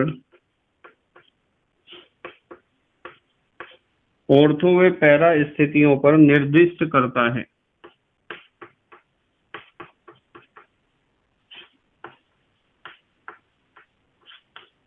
ठीक है, यानी ऑर्थो पैरा डायरेक्टर है, इनका मतलब ये है कहने का। चलो हम बताते हैं कैसे है, देखो ध्यान से। वैसे तो सारी बात सिखा रखी है, ठीक है बेटे। देखो मैं आपको एक बात बताऊं कि ये जो बेंजीन रिंग के ऊपर ये यूं कह रहे कि एराइल एल्काइल ईथर में आपको एल्कोक्सी ग्रुप का यहाँ फीचर दिखाना है। एल्कोक्सी ग्रुप का ये जो एल्कोक्सी ग्रुप है ना, +R इफेक्ट देता है। कौन सा इफेक्ट, +R। ये +R का मतलब पॉजिटिव रेजोनेंस इफेक्ट, यानी कि वो क्या करता है, वो इलेक्ट्रॉन्स को बेंजीन रिंग की तरफ भेजता है। और जब इलेक्ट्रॉन्स को बेंजीन रिंग की तरफ भेजेगा तो बेंजीन रिंग में क्या होगा, इलेक्ट्रॉन का घनत्व बढ़ जाएगा और ऑर्थो व पैरा पोजीशन हो जाएंगी एक्टिवेट। ठीक है, मैं लिखते हुए समझा रहा, ध्यान से समझियो। जो एल्कोक्सी ग्रुप होता है ना, एल्कोक्सी ग्रुप क्या करता है, +R यानी पॉजिटिव रेजोनेंस इफेक्ट के कारण, पॉजिटिव रेजोनेंस इफेक्ट समझ रहे, धनात्मक अनुनादी प्रभाव बेंजीन रिंग में क्या करेगा बेटे, बेंजीन रिंग में इलेक्ट्रॉन घनत्व या इलेक्ट्रॉन डेंसिटी बढ़ाकर, इलेक्ट्रॉन डेंसिटी को क्या करेगा, इंक्रीज कर देगा। ऑर्थो व पैरा पोजीशन को एक्टिवेट कर देता है, एक्टिवेट कर देता है। बस आपको इतनी बात लिखनी है कि एल्कोक्सी ग्रुप जो बेंजीन रिंग के ऊपर होगा, एल्कोक्सी ग्रुप वो क्या करेगा, प्लस आर इफेक्ट दिखाएगा, पॉजिटिव रेजोनेंस इफेक्ट। कैसे दिखाएगा देखो, मैं इस चीज को समझा दूंगा आपको एक बार, ठीक है, समझाऊं। देखो ये हमारे पास बेंजीन रिंग है, ये बना दिया बेंजीन रिंग, और मैं ऐसे ऐसे बेंजीन रिंग बनाऊंगा, 1 2 3 और ये बना दिया 4 और ये बना दिया 5। कितने बेंजीन रिंग बनाए? 5 बनाए। इनके ऊपर मैं सबके ऊपर जोड़ूंगा एल्कोक्सी ग्रुप OR। यहाँ भी जोड़ दिया मैंने OR, यहाँ भी जोड़ दिया OR, एल्कोक्सी ग्रुप जोड़ रहा बेटे सबके ऊपर OR और OR, ये एल्कोक्सी ग्रुप जोड़ दिया। आपको पता है इसके पास, ऑक्सीजन के पास 2 लोन पेयर ऑफ इलेक्ट्रॉन होंगे, एक बॉन्ड यहाँ बना दो, एक यहाँ एक यहाँ।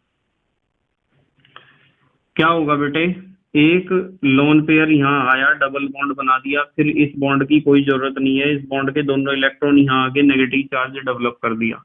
जब यहाँ डबल बॉन्ड बन गया और ये पॉजिटिव चार्ज इस ऑक्सीजन एटम पे आ गया, तो और यहाँ आ गया नेगेटिव चार्ज, और ये बॉन्ड है, ये बॉन्ड है, एक इलेक्ट्रॉन का जोड़ा है इसके पास, अभी ऑक्सीजन के पास एक इलेक्ट्रॉन का जोड़ा है, ठीक है, बना लेना कहीं भी। यहाँ मेरे पास कहाँ बनाऊं इसे इलेक्ट्रॉन के जोड़े को, चलो यहाँ बना रहा मैं, एक इलेक्ट्रॉन का जोड़ा ऑक्सीजन के पास है, ये जगह नहीं है ना यहाँ, इसलिए बनाया। अब क्या होगा कि ये दोनों इलेक्ट्रॉन यहाँ डबल बॉन्ड, और इस बॉन्ड की कोई आवश्यकता नहीं है, बॉन्ड फिर दोबारा दोनों इलेक्ट्रॉन यहाँ नेगेटिव चार्ज, तो ये डबल बॉन्ड है, ये एक इलेक्ट्रॉन का जोड़ा पड़ा हुआ है, पॉजिटिव चार्ज भी है, यहाँ नया बॉन्ड बना है, यहाँ नेगेटिव चार्ज डेवलप हुआ है, ये पुराना बॉन्ड है। अब ये दोनों इलेक्ट्रॉन यहाँ बॉन्ड बनाएंगे और ये दोनों इलेक्ट्रॉन यहाँ से यहाँ शिफ्ट हो गए नेगेटिव चार्ज, ये डबल बॉन्ड है, ये एक इलेक्ट्रॉन का जोड़ा बचा है, पॉजिटिव चार्ज बचा है, ये बॉन्ड भी बना था, ये बॉन्ड नया बना है, और यहाँ आ गया है नेगेटिव चार्ज। अब ये नेगेटिव चार्ज के दोनों इलेक्ट्रॉन यहाँ डबल बॉन्ड बनाएंगे, इस डबल बॉन्ड की कोई आवश्यकता नहीं है, इसमें से एक बॉन्ड फिर दोबारा वापस चला जाएगा, तो क्या होगा, इसके पास फिर दोबारा से 2 इलेक्ट्रॉन के जोड़े आ गए हैं, ऑक्सीजन के पास है, आर के पास नहीं, आपको ऑक्सीजन के पास बनाने हैं। और बेटे एक बॉन्ड ये है, एक बॉन्ड ये है, और एक बॉन्ड ये है। तो ये जो अनुनादी संरचनाएं यहाँ बनी हैं, इन अनुनादी संरचनाओं को यदि आप ध्यान से देखोगे तो आपको एक बात समझ में आएगी। क्या समझ में आएगी? समझ में आएगी कि ये इलेक्ट्रॉन जो था एल्कोक्सी ग्रुप के पास, इलेक्ट्रॉन के जोड़े को कहाँ भेज दिया इसने रिंग में भेज दिया अंदर, और जब इलेक्ट्रॉन के जोड़े को रिंग में भेज दिया तो रिंग को कर दिया एक्टिवेट। और कौन कौन सी पोजीशन पे चार्ज आए देखो, ये टॉप पे था, ऑर्थो पे नेगेटिव आया, ठीक है, मेटा पे नहीं आया, पैरा पे नेगेटिव आया, पैरा के बाद मेटा पे नहीं आया, फिर पे किस पे आया, ऑर्थो पे। तो दोनों तो ऑर्थो पोजीशन देखो, ये वाली और ये वाली, और एक पैरा पोजीशन, इन दोनों पोजीशन को क्या कर दिया है, एक्टिवेट कर दिया है। ठीक है बेटे, इसका एक एग्जाम्पल लिख सकते हो आप, यदि एग्जाम्पल लिखना चाहते हो तो नीचे लिख लेना, मैं तो यहाँ लिख रहा।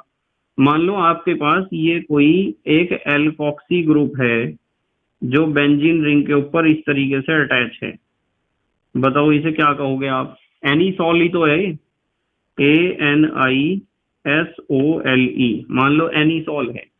इसका रिएक्शन हमें ब्रोमीन के साथ कराना है और कार्बन डाइसल्फाइड की उपस्थिति में कराना है।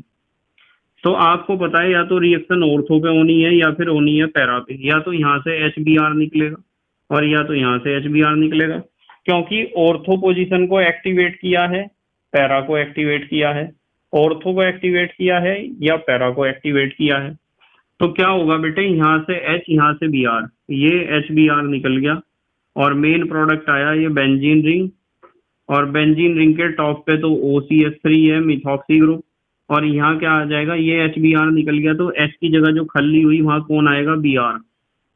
तो ये प्रोडक्ट आपको एक तो ये मिलेगा ऑर्थो पोजीशन पे जुड़ा हुआ, और एक प्रोडक्ट आपको मिलेगा यदि यहाँ से H और यहाँ से Br निकलेगा तो H की जगह जो खाली हुई वहां कौन जुड़ेगा, Br। तो इन 2 तरह के प्रोडक्ट का आपको मिक्सचर मिलने वाला है।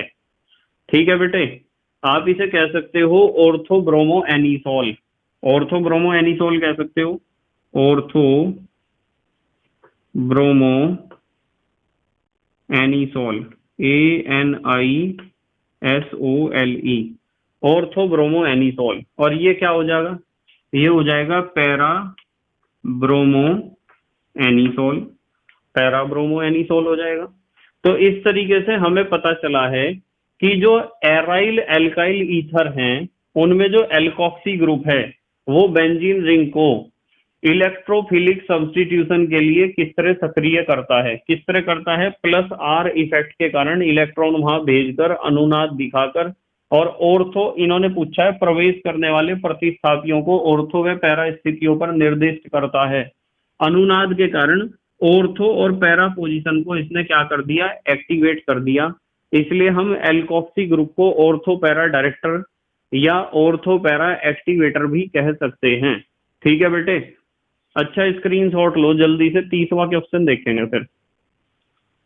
ले लिया बेटे स्क्रीनशॉट, ठीक है। अब आ जाओ आप क्वेश्चन नंबर 30 पे, 30वां क्वेश्चन देखते हैं। चलो 30वें क्वेश्चन में कहा है मिथॉक्सी मीथेन की HI के साथ अभिक्रिया की क्रियाविधि लिखिए। मिथॉक्सी मीथेन की HI के साथ अभिक्रिया की क्रियाविधि, अभिक्रिया की क्रियाविधि लिखिए।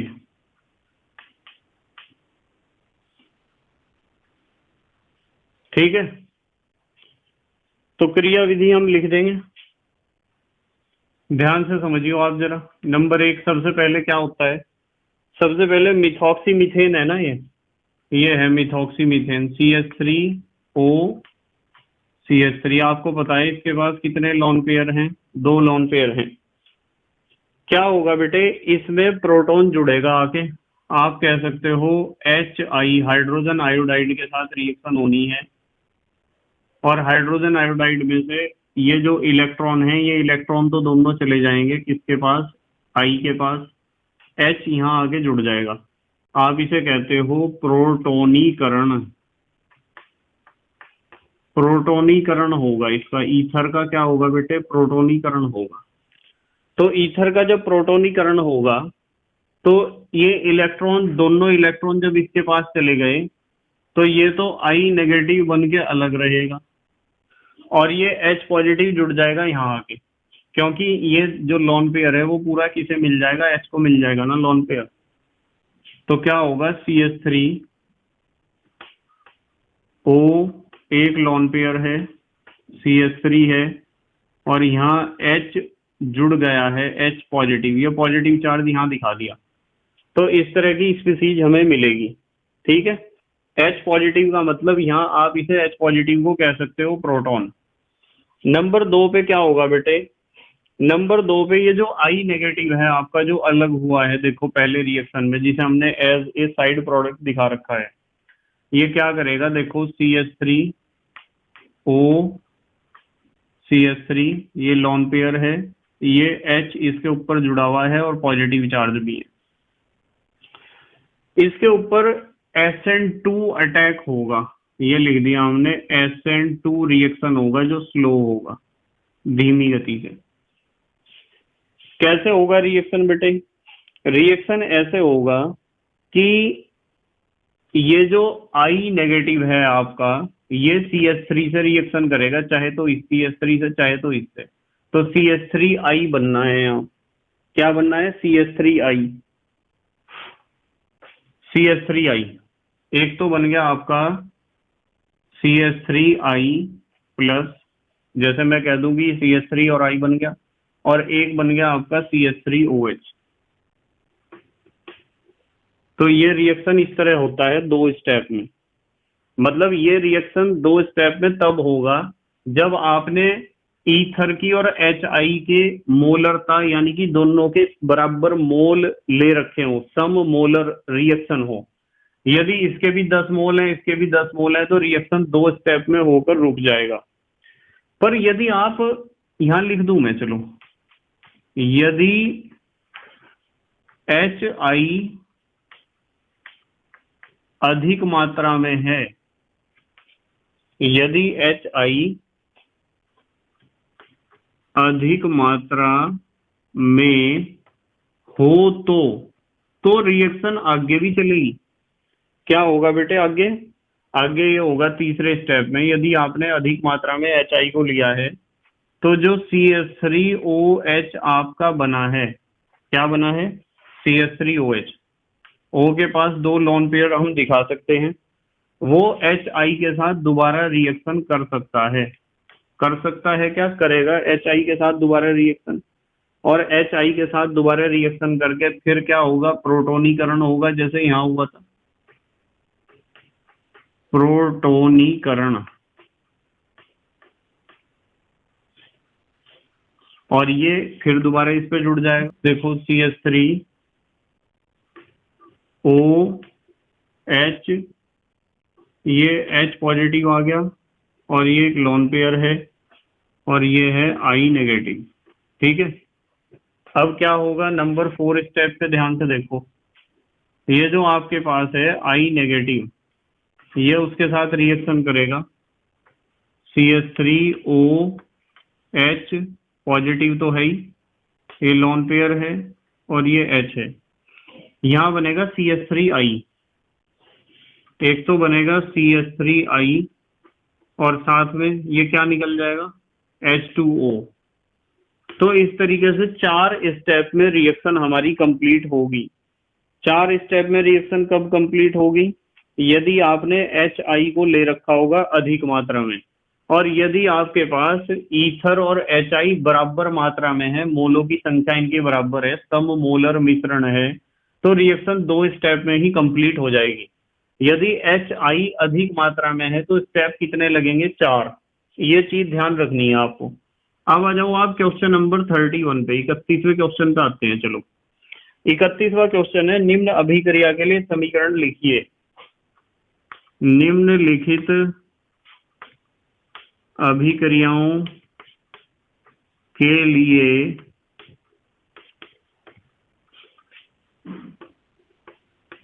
समीकरण लिखिए। कुछ रिएक्शंस इन्होंने दे रखी हैं, कुछ अभिक्रियाएं दे रखी हैं, उनकी हमें समीकरण लिखनी है।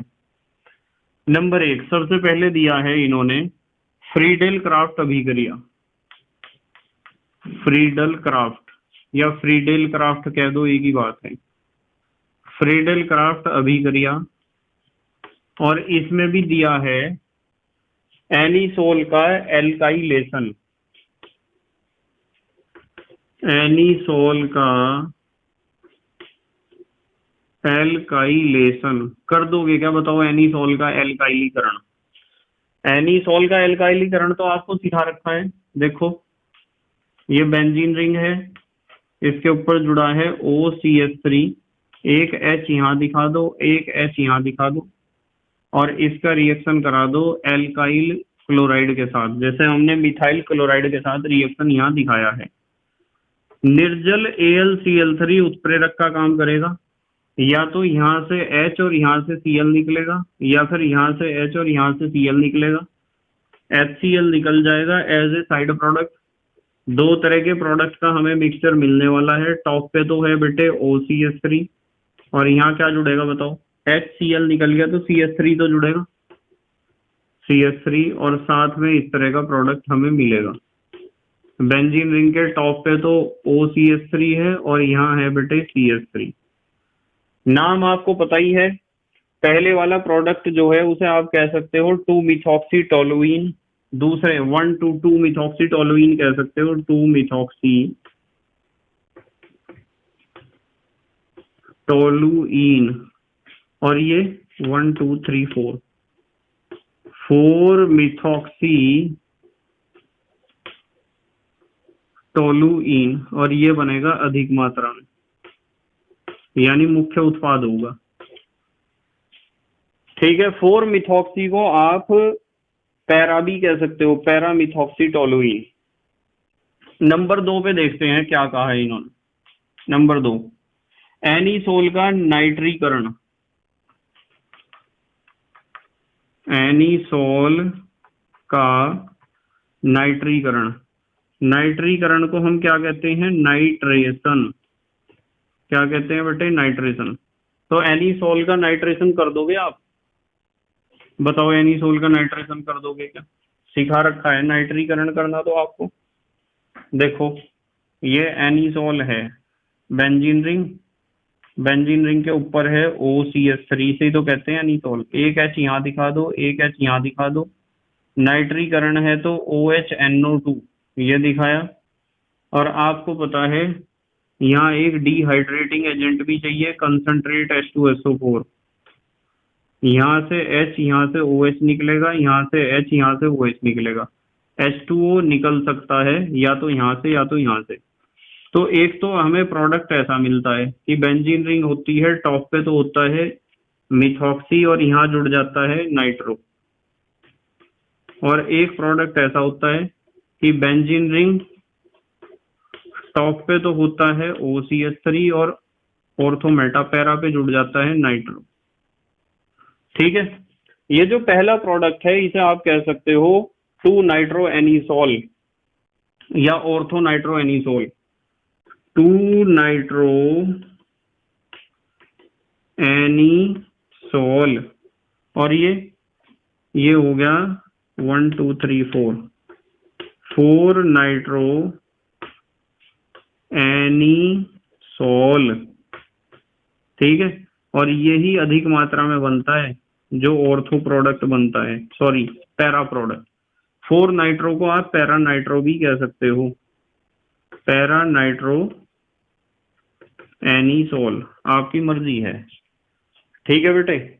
अच्छा, स्क्रीनशॉट लो जल्दी से, अगले क्वेश्चन देख रहे फिर। ले लिया बेटे स्क्रीनशॉट? ठीक है। तीसरा दिया है बेटे इथेनोइक अम्ल, इथेनोइक एसिड माध्यम में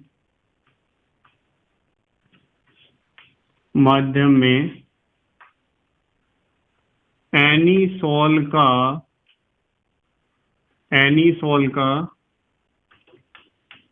ब्रोमीनीकरण। बिल्कुल आसान रिएक्शन है, एकदम समझ में आ जाएगा आपके। देखो, ब्रोमीनीकरण करना है एनीसोल का। ये हमने लिखा एनीसोल, बेंजीन रिंग, और बेंजीन रिंग के टॉप पे लिखा OCH3। एक H यहाँ दिखाया, एक H यहाँ दिखाया, ये तो एनीसोल है। इसका ब्रोमीन से रिएक्शन करना है, ये लिख दिया मैंने Br2।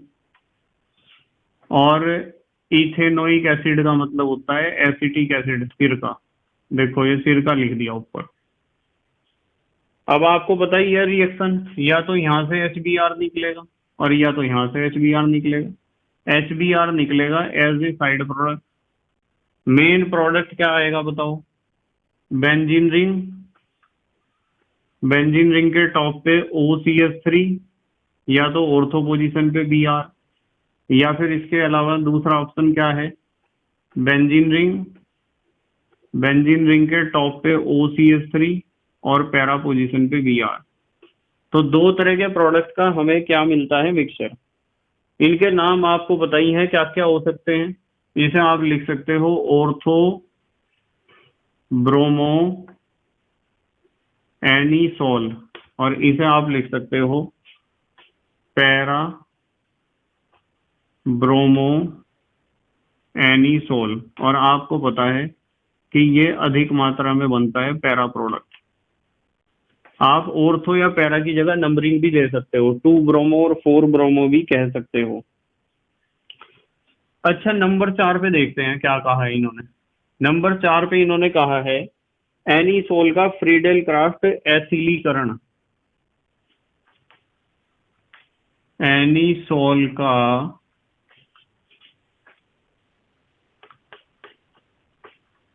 फ्रीडेल क्राफ्ट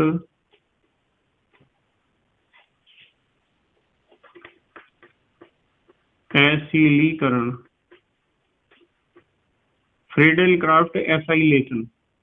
ठीक है, चलो देखते हैं। तो बहुत आसान है रिएक्शन, ये सारी रिएक्शन बेटे आपको करा रखी हैं। देखो एनीसोल है, ये लिख दिया हमने एनीसोल, ऑर्थो पोजीशन पे एक एच दिखा दिया, पैरा पे एक एच दिखा दिया। एसिटाइल क्लोराइड से रिएक्शन हमें करानी होती है CH3COCl, आप लिख सकते हो एसिटाइल क्लोराइड। ठीक है, आपको पता है या तो यहाँ से HCl या तो यहाँ से HCl, और आपको ये भी पता है कि उत्प्रेरक यहाँ लेना होता है AlCl3, निर्जल एल्यूमिनियम क्लोराइड। HCl निकलेगा या तो यहाँ से या तो यहाँ से, ये निकल गया HCl। दो तरह के प्रोडक्ट का मिक्सचर मिलेगा। टॉप पे तो OCH3 जुड़ेगा, ऑर्थो पोजीशन पे जुड़ सकता है COCH3 plus benzene ring. Top पे तो OCH3 जुड़ेगा, यहाँ जुड़ सकता है COCH3। ठीक है बेटे, ये जो पहला प्रोडक्ट है इसका नाम है ऑर्थो मिथॉक्सी एसीटोफिनोन। ऑर्थो की जगह 2 भी लिख सकते हो, ऑर्थो मिथॉक्सी एसीटोफिनोन, और इसे क्या लिखोगे, पैरामिथॉक्सी एसीटोफिनोन। और एक बात ध्यान रखना है, यही अधिक मात्रा में बनेगा पैरा प्रोडक्ट। इसलिए बनता है पैरा प्रोडक्ट हमेशा अधिक मात्रा में, क्योंकि इसके बनने में स्टेरिक हिंड्रेंस बहुत कम होता है। ठीक है बेटे, तो ये हो गया हमारा क्वेश्चन नंबर 31। अब हम स्विच कर रहे हैं क्वेश्चन नंबर 32 पे। क्वेश्चन नंबर 32 में देखते हैं क्या है। उपयुक्त एल्कीन्स से निम्न ROH बनाओ। उपयुक्त एल्कीन का प्रयोग करना हमें। क्या बनाना, एल्कोहल।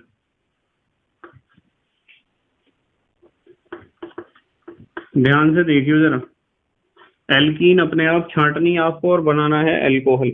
नंबर फर्स्ट देखते हैं कौन सा एल्कोहल कह रहे बनाने को। ये तो मुझे लग रहा ये है साइक्लोहेक्साइल, और इस पे यहाँ CH3 है और यही है OH। यूं कह रहे कोई एल्कीन लो और इस वाले एल्कोहल को बना के दिखाओ। बिल्कुल बना देंगे हम। कैसे बनाएंगे, देखो आप जो है साइक्लोहेक्साइल लो, और यहाँ जो है मिथाइल होना चाहिए और यहाँ होना चाहिए डबल बॉन्ड। एल्कीन ही तो कह रहे थे ये लेने को। ये है 1 methyl cyclohexane, 1 methyl cyclohexene, double bond है ना। आप इसके ऊपर सिर्फ क्या करो, जल योजन करो। ये लिख दिया मैंने HOH, अम्लीय माध्यम में कर लो। मार्कोनिकॉव्स रूल लगेगा, थोड़ा दिमाग लगाना पड़ेगा, ध्यान से देखियो। आपको पता है एक तरफ H जुड़ेगा एक तरफ OH, बॉन्ड टूट गया। मार्कोनिकॉव कह रहा कि नेगेटिव पार्ट कम हाइड्रोजन पे। इधर कितने हाइड्रोजन हैं, इधर हाइड्रोजन 1 2 3 4, एक भी हाइड्रोजन नहीं है। और इधर कितने हैं, एक हाइड्रोजन है इधर। तो इसका मतलब जब एक भी हाइड्रोजन नहीं है ऊपर, तो इसका मतलब ऊपर तो नेगेटिव पार्ट OH जुड़ेगा, नीचे जुड़ेगा H। तो हमें प्रोडक्ट क्या मिलेगा, हमें प्रोडक्ट ये मिलेगा। देखो नीचे H जुड़ गया, H को तो लिखने की जरूरत ही नहीं है, पर वहां CH3 तो पहले से ही था, और एक आ गया वहां क्या, OH, ये बन गया। डबल बॉन्ड तो दिखाने की जरूरत ही नहीं, डबल बॉन्ड तो बेटे टूट गया है, क्योंकि एक तरफ OH जुड़ा है एक तरफ H। ठीक है, अब जो हमें प्रोडक्ट मिला है इसका नाम है 1 methyl cyclohexane, 1 methyl cyclohexane 1 all, यही तो होगा, साइक्लोहेक्सेन 1 ऑल। तो ये प्रोडक्ट हमें बनाना था पहले पार्ट में। सेकंड पार्ट देखो जरा, थोड़ा दिमाग लगाना पड़ेगा, ध्यान से समझियो। सेकंड में इन्होंने कहा है कि this this this this this this, देखें जरा 1 2 3, और यहाँ पे जो है हमें चाहिए OH क्या चाहिए, OH, और यहाँ चाहिए मिथाइल ग्रुप। ये बनाना बन जाएगा बड़े आराम से। भाई कितने हैं ये, 1 2 3, मैं बना रहा, 1 2 3, ठीक है। और 1 2 3, 1 2 3, यहाँ आप डबल बॉन्ड ले लो, ठीक है, और एक ले लो नीचे मिथाइल ग्रुप, ये मिथाइल हो गया। नंबरिंग तो दे दोगे 1 2 3 4 5 6 7, तो 1 2 3 4, 4 पे मिथाइल है, 4 मिथाइल और 7 कार्बन है हेप्ट, और 1 2 तीसरे नंबर पे क्या है, डबल बॉन्ड, तो इसका नाम है 4 मिथाइल हेप्ट 3। नंबरिंग करके देख लियो, 1 2 3 4 5 6 7, चौथे पे मिथाइल है, ये मिथाइल ही तो यहाँ CH3 तो होगा, तो इसका नाम है 4 मिथाइल, 7 कार्बन है तो हेप्टीन है, हेप्ट तीसरे नंबर पे डबल बॉन्ड है 3 इन, ये है। बस इसके ऊपर आप जल योजन कर दो, यानी कि जल का रिएक्शन कर दो आप एसिड की उपस्थिति में। मार्कोनिकॉव्स रूल याद रखना है आपको, डबल बॉन्ड टूटेगा, ये टूट गया डबल बॉन्ड। अब बताओ, यूं बताओ मुझे कि इधर कितने, इधर तो 4 बॉन्ड पूरे हो रहे, 3 तो ये दिख ही रहे, एक डबल बॉन्ड है, यहाँ तो एक भी हाइड्रोजन नहीं है, तो नेगेटिव पार्ट तो इधर ही जुड़ेगा और पॉजिटिव पार्ट इधर जुड़ेगा।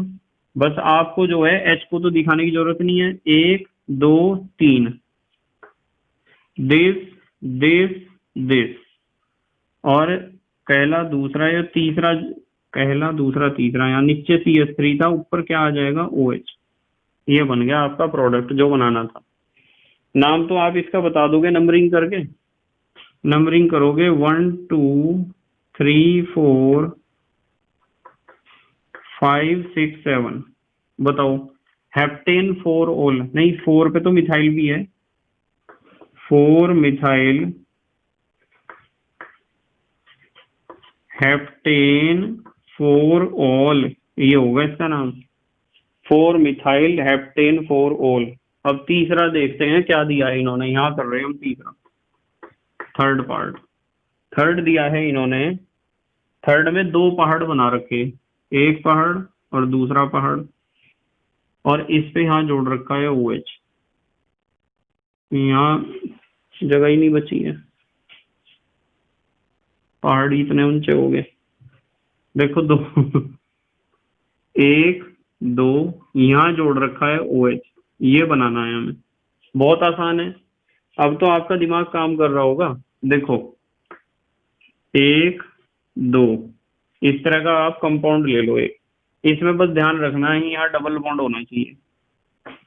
अब बताओ नंबरिंग करके 1 2 3 4 5, बताओ 5 कार्बन है पेंट, पहले नंबर पे है 1 इन, इसके ऊपर आप जल योजन कर दो बस, HOH एसिड की उपस्थिति में और मार्कोनिकॉव्स रूल से।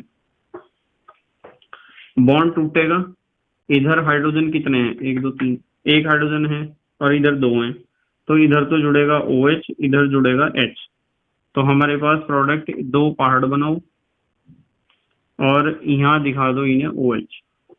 आप इधर H दिखाओगे, H दिखाने की तो जरूरत ही नहीं है, नंबरिंग कर सकते हो 1 2 3 4 5, पेंटेनॉल है, पेंटेन 2 ऑल, क्या बना है, पेंटेन 2 ऑल, ठीक है बेटे, ये बन गया हमारा तीसरा कंपाउंड पेंटेन 2 ऑल। चलो फोर्थ देख रहे हैं, थोड़ी सी जगह, फोर्थ में हमें बनाना है, एक तो ये इस तरह का साइक्लोहेक्साइल दे रखा है इन्होंने, साइक्लोहेक्साइल, और यहाँ एक पहाड़ और दूसरा इस तरह, इधर मिथाइल जुड़ा हुआ है, इधर OH, ये चाहिए इन्हें, हो जाएगा, कोई दिक्कत नहीं है, थोड़ा दिमाग लगाना पड़ेगा। हमेशा एक बात का ध्यान रखना है कि जो बच्चा मेहनत और ईमानदारी से सारे सब्जेक्ट को या किसी भी यूनिट को ढंग से पढ़ रहा है और एक निश्चित क्रम में पढ़ रहा है, उसे कोई भी समस्या नहीं होने वाली है बिल्कुल भी। देखो इस तरह का कंपाउंड लिया हमने डबल बॉन्ड वाला, नंबरिंग जब आप इस पे करोगे 1 2 और यहाँ 3 और 4, दूसरे पे साइक्लोहेक्साइल है, ठीक है, और दूसरे पे ही डबल बॉन्ड है, 2 साइक्लोहेक्साइल ब्यूट 2 इन, नाम लिख रहा मैं इसका, 2 साइक्लोहेक्साइल और ब्यूट 2 इन, ये नाम है। इसके ऊपर आप रिएक्शन करा दो बस, जल का अम्लीय माध्यम में। मार्कोनी-कॉस रूल याद रखना है आपको, यहां से बॉन्ड टूटेगा, ठीक है बेटे। अब आपको पता चल रहा होगा इधर 3 बॉन्ड है, इधर 4 है, यहाँ तो एक भी H नहीं है, यहाँ एक है, तो जहां H कम है वहां OH नेगेटिव और जहां ज्यादा है वहां H पॉजिटिव। तो हमें इस तरह का प्रोडक्ट मिलेगा। ये तो हमारा आ जाएगा साइक्लोहेक्साइल ग्रुप, ये हो गया, ये हो गया, ये हो गया, ये हो गया। अब मुझे यूं बताओ, H को तो दिखाने की जरूरत नहीं, पर OH तो दिखाना पड़ेगा, यहाँ जुड़ेगा OH। नंबरिंग 1 2 3 4 ही करोगे आप। दूसरे पे क्या है, साइक्लोहेक्साइल, और दूसरे पे ही क्या है, OH। तो 2 साइक्लोहेक्साइल, दूसरे नंबर पे साइक्लोहेक्साइल है, ब्यूटेनॉल है, ब्यूटेन 2 ऑल, ये है इसका नाम, 2 साइक्लोहेक्साइल ब्यूटेन 2 ऑल। अच्छा, स्क्रीनशॉट लो जल्दी से, अगला क्वेश्चन देख रहे, फिर लास्ट क्वेश्चन रह गया एक, ले लिया बेटे स्क्रीनशॉट? ठीक है बेटे, क्वेश्चन नंबर 33 देखो ध्यान से। इसमें कहा है निम्न अभिक्रिया की क्रियाविधि दीजिए। निम्नलिखित अभिक्रिया की क्रियाविधि दीजिए। ध्यान से समझेंगे बेटे, बिल्कुल आसान सा क्वेश्चन है, ज्यादा मुश्किल नहीं है। देखो क्या रिएक्शन है, इन्होंने हमें दिया है CH3, CH3 के बाद दिया है फिर CH, और नीचे भी बेटे इस तरह CH3 दिया है, और फिर दिया है CH, CH के नीचे जोड़ा है इन्होंने OH, और फिर दिया है CH3। ये है, आपको पता है ऑक्सीजन के पास 2 लोन पेयर होते हैं, आप बनाना चाहते हो तो बना सकते हो। और इसके ऊपर रिएक्शन हो रही है बेटे, किसकी रिएक्शन कर रही है, HBr की कर रही है शायद, हाइड्रोजन ब्रोमाइड की। और हाइड्रोजन ब्रोमाइड का रिएक्शन करके इन्होंने बनाया है CH3। ये तो CH3 है, ये C है, और C के ऊपर Br है, नीचे CH3 है, और फिर CH2 CH3। ये रिएक्शन इन्होंने दी है और कहा है कि इसकी क्रियाविधि बता दो आप, हमें बतानी है इसकी क्रियाविधि। चलो यहां से लिख रहे हैं हम इसका आंसर, ध्यान से देखेंगे सब बच्चे। देखो बेटे, ये आपके पास है CH3 CH CH3 CHOH CH3, ये है एक लोन पेयर, दूसरा लोन पेयर। सबसे पहले क्या होता है, इसके ऊपर HBr में से H पॉजिटिव का अटैक होता है, यानी प्रोटोनीकरण। क्या होता है, प्रोटोनीकरण। और प्रोटोनीकरण के कारण ये प्रोटॉन कहाँ जुड़ता है, यहाँ आकर ये OH का OH2 हो जाएगा और पॉजिटिव चार्ज हो जाएगा। तो ये CH3 जूंगा तो CH CHOH2, ऐसे ही तो होगा, एक बचा और पॉजिटिव चार्ज बचा, और ये CH3। तो सबसे पहले तो क्या हुआ, प्रोटोनीकरण हुआ। अब क्या होगा बेटे, इस प्रोटोनीकरण से क्या होगा कि इसमें से ये निकल जाएगा, यहां लगा दूं तीर का निशान, यहां इसमें से ये निकलेगा H2O। अब इसमें से H2O निकल जाता है, और H2O निकलने के कारण क्या होगा, पॉजिटिव चार्ज आ जाएगा, यहाँ इस CH के ऊपर पॉजिटिव चार्ज आ जाएगा, CH3 CH CH3 CH, ये पॉजिटिव चार्ज आ गया, और CH3। तो आप इस कार्बोकैटायन को ध्यान से देखो जरा, ये जो कार्बोकैटायन है ना, चलो अच्छा मैं इस H को इस तरह बना दूं क्या, ये वाला जो H है इस H को यूं बना दूं, एक ही बात है, चाहे तो वहां बना देते आप इस कार्बोकैटायन को देखो, कार्ब धनायन है ना ये, इसमें यही तो पॉजिटिव चार्ज है, ये कितने कार्बन से जुड़ा हुआ है, दो से, एक और एक, दो, सेकेंडरी कार्बोकैटायन है। आप लिख सकते हो 2 डिग्री कार्बोकैटायन, ये है बेटे 2 डिग्री कार्बोकैटायन। और आपको पता है 2 डिग्री कार्बोकैटायन जो है सेकेंडरी कार्बोकैटायन टर्सरी कार्बोकैटायन के मुकाबले कम स्थायी होता है, तो मैं इसे सेकेंडरी कार्बोकैटायन को कह सकता हूँ लेस स्टेबल, यानी कम स्थायी है, ये बहुत कम स्थायी है, मतलब प्राइमरी से तो ज्यादा है। जब हम SN1 रिएक्शन पढ़ रहे थे तो वहां मैंने आपको बताया था कि प्राइमरी कार्बोकैटायन से ज्यादा स्थायी तो सेकेंडरी कार्बोकैटायन होता है, उससे भी ज्यादा स्थायी होता है टर्सरी कार्बोकैटायन। क्यों होता है, रीजन मैंने सारे आपको समझा रखे हैं। तो सेकेंडरी कार्बोकैटायन जो आपके पास यहाँ दिखाई दे रहा है आपको, वो कम स्थायी है। होगा क्या बेटे, होगा ये कि ये जो आपका H परमाणु है वो यहाँ चला जाएगा इसके पास, और ये पॉजिटिव चार्ज आ जाएगा यहाँ, तो इससे क्या होगा, इसे हम कह सकते हैं कि पुनर्विन्यास हुआ है, पुनर्विन्यास। इसे आप पुनर्विन्यास या रीअरेंजमेंट या फिर H नेगेटिव शिफ्ट भी कह सकते हो कि हाइड्रोजन परमाणु शिफ्ट हो गया।